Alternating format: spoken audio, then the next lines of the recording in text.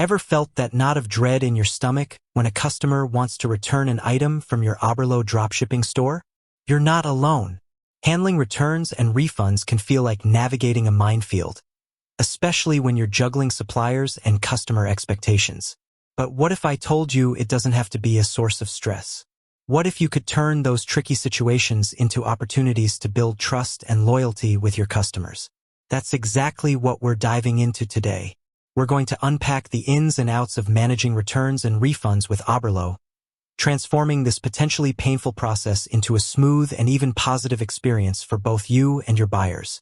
Now, before we jump into the nitty-gritty, let's acknowledge why this is so crucial. In the world of e-commerce, returns and refunds are inevitable. Customers might receive a damaged item, the sizing might be off, or perhaps the product simply isn't what they expected. How you handle these situations can make or break your online business. A seamless return and refund process can lead to glowing reviews, repeat customers, and a stronger brand reputation. Conversely, a poorly managed return can result in negative feedback, chargebacks, and ultimately a hit to your bottom line. Oberlo, as a powerful tool for sourcing and shipping products directly to your customers, plays a significant role in this process. While Oberlo itself doesn't directly handle returns and refunds, that's ultimately your responsibility as the store owner, understanding how it integrates with your Shopify store and how your supplier relationships work is key to setting up an efficient system. So where do we begin? The foundation of any successful return and refund strategy lies in clear and transparent policies. Think of your return and refund policy as a contract with your customers. It sets expectations, outlines the process, and builds confidence in their purchase. Here are some crucial elements to consider when crafting your policy. Return window. How long will you allow customers to request a return? Common timeframes range from 14 to 30 days, but you can adjust this based on your products and industry standards. Reasons for return. Will you accept returns for any reason, or only for specific issues like defects or incorrect items? Clearly define the acceptable reasons. Condition of returned items. What condition should the returned item be in? Typically, items should be unused, in their original packaging, and with all tags attached. Refund options. Will you offer a full refund, store credit, or an exchange? Be explicit about the options available to your customers. Return shipping costs. Who will be responsible for the return shipping fees?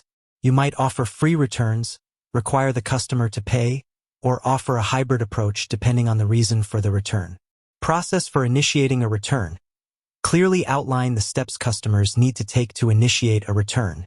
This might involve contacting your customer support, filling out a form, or logging into their account. Once you have a solid policy in place, make sure it's easily accessible to your customers. Display it prominently on your website, ideally on your product pages, FAQ section, and during the checkout process. Transparency is key to preventing misunderstandings and building trust. Now, let's talk about the practical steps of handling a return request when it comes in. Here's a general workflow you can adapt. Acknowledge the request promptly.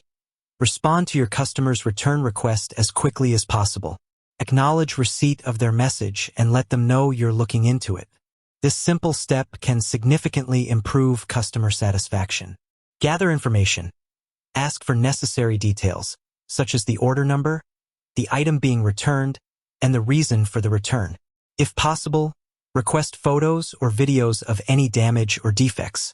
This will help you assess the situation and communicate effectively with your supplier if needed. Review your policy. Based on the information provided, determine if the return request meets the criteria outlined in your return policy. Communicate with your customer. Clearly explain the next steps to your customer.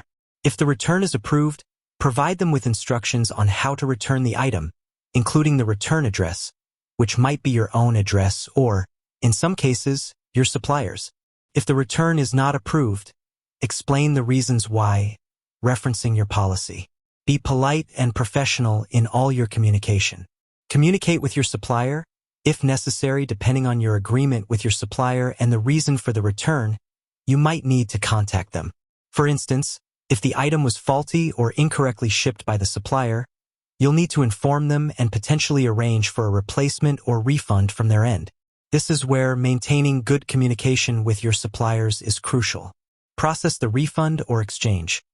Once you receive the returned item, if applicable, and verify its condition, process the refund or send out the replacement according to your policy. Keep your customer informed throughout this process. Update your records. Maintain accurate records of all returns and refunds, including the reason for the return, the date it was processed, and the outcome. This data can help you identify trends, improve your product sourcing, and refine your policies. Now, let's address some specific considerations when dealing with Oberlo and your suppliers. Supplier return policies. Remember that your suppliers will also have their own return and refund policies. It's essential to understand these policies before you start selling their products. Some suppliers may not accept returns at all, while others might have very specific requirements. Aligning your store's policies with those of your suppliers is crucial to avoid being caught in the middle. Communication is key. Build strong relationships with your suppliers and maintain open communication. If a customer receives a faulty item, promptly inform your supplier and provide them with the necessary evidence. A good supplier will often work with you to resolve the issue, whether it's by providing a replacement or a refund. Shipping issues. Sometimes, returns are due to shipping problems that are beyond your control, such as damage during transit or delays. In such cases, you might need to work with your shipping carrier and your supplier to find a resolution. Having clear shipping insurance policies in place can be beneficial. Automation and tools. While Oberlo doesn't directly handle returns, explore the apps and integrations available within the Shopify ecosystem that can help you streamline the return process. These tools can automate tasks like generating return labels, updating inventory, and communicating with customers. With that said, thanks for watching, and until next time.